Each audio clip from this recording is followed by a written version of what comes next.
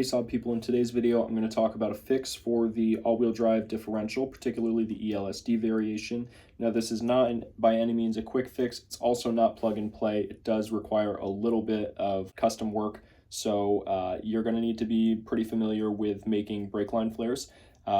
And you're also going to have to be comfortable with removing the rear differential, because that's the only way that this works. So as I said before, this will only work for the ELSD variation. So this will be your Turbo X's or your 2009 plus all-wheel drive systems that had the ELSD package from the factory. On your differential, once you remove it, there are two lines that go from the front section of the differential by the pump up to the back and connect to the clutch pack in the rear. You'll notice these lines are made of steel. They're very rusty.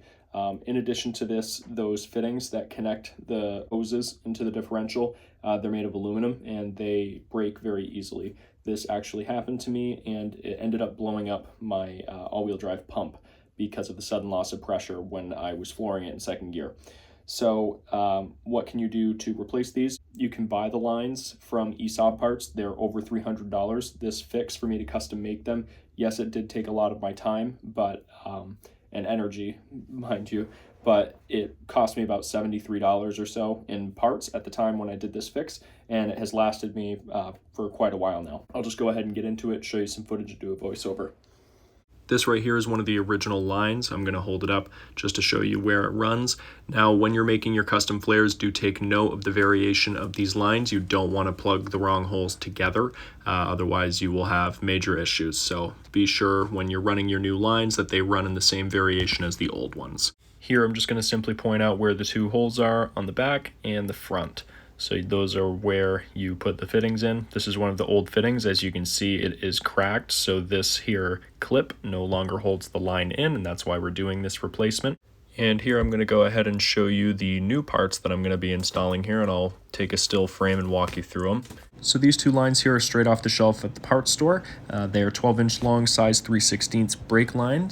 They are copper nickel, so they will not rust out, and they come pre-flared with two black fittings, one on each side. However, the fitting is actually the wrong thread size to go into the differential, so we will need an extra fitting. This extra fitting will act as an adapter so that we can run it into the rear diff, and then we can hook the black fitting into the gold fitting on the diff itself to create a nice seal.